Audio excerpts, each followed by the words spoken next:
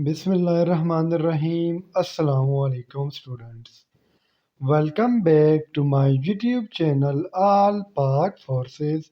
Students, आज से इंशाल्लाह हम एक न्यू सीरीज़ स्टार्ट करेंगे और इस सीरीज़ का नाम है जनरल साइंस एमसीक्यूज़। एमसीक्यूज़ को हम एवरीडे साइंस एमसीक्यूज़ भी कह सकते हैं। एमसीक्यूज़ में होगा क्या कि जितने भी साइंस से रिलेटेड एमसीक्यूज़ हो, चाहे केमिस्ट्री के हो, फिज़िक्स के हो, बायो के हो, उन सब के ये एक मिक्सचर होगा। और जितने भी आप कम्पिटिटिव एग्ज़ाम्स दे रहे हो, ये उसके लिए बहुत ज़्यादा इम्पोर्टेंट है। तो चले वीडियो को बिना किसी फर्दर एक्सप्लेनेशन के स्टार्ट करते हैं। Let's go.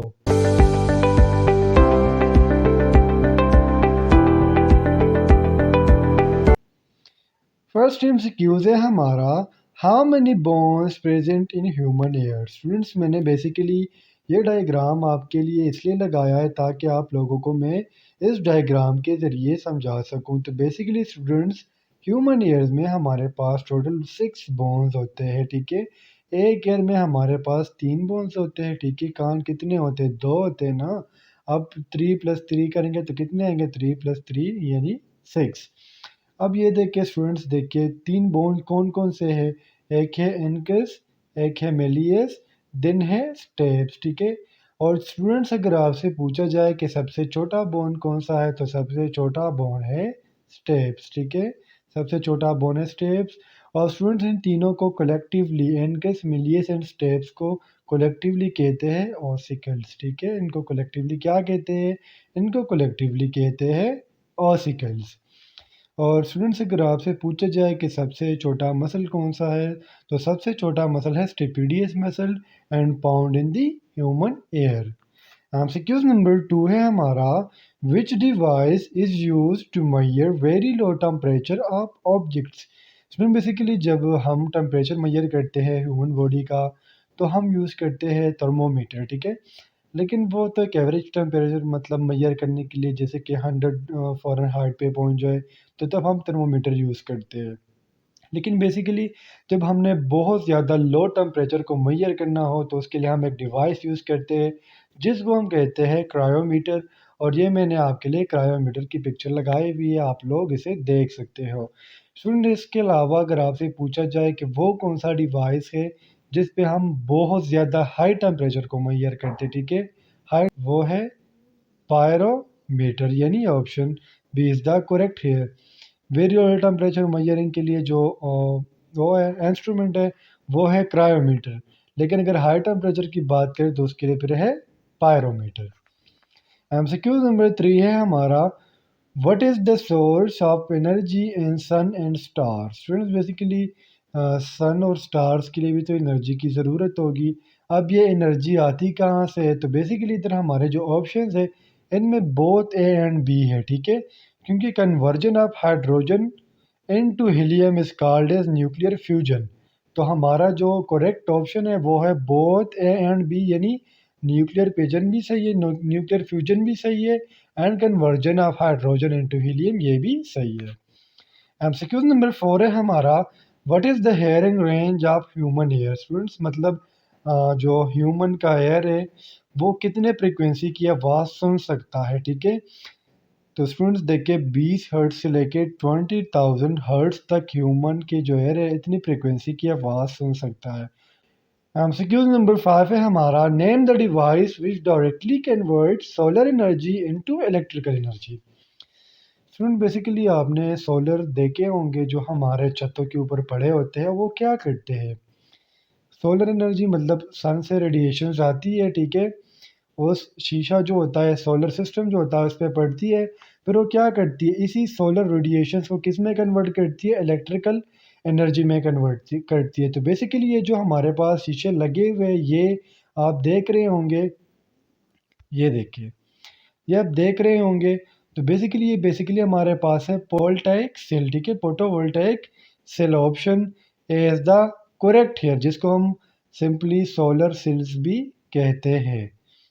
तो हमारे पास कौन सा डिवाइस है जो सोलर एनर्जी को इलेक्ट्रिकल एनर्जी में कन्वर्ट करता है? वो है सोलर सेल्स। एमसीक्यूज नंबर 6 है हमारा, What is the acceleration due to gravity at the center of the earth? Student, basically at the center of the earth जो gravity होती है, ठीक है, या acceleration होता है, वो होता है हमारे पास ज़ीरो।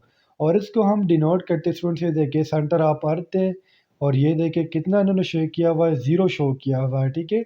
और इसको हम डिनोट करते हैं जी से। इसका जो फार्मूला है वो है Gm1m2 by r square, where g is the gravitational constant. MCQ number 7 है हमारा, what is the SI unit of electromagnetic induction. Students, ये तो बेसिकली अगर आपने मेरे फिज़िक्स की वीडियोस देखी हो तो उसमें जितने भी फिज़िक्स की यूनिट्स है वो हम 2 वीडियो में कवर कर चुके हैं।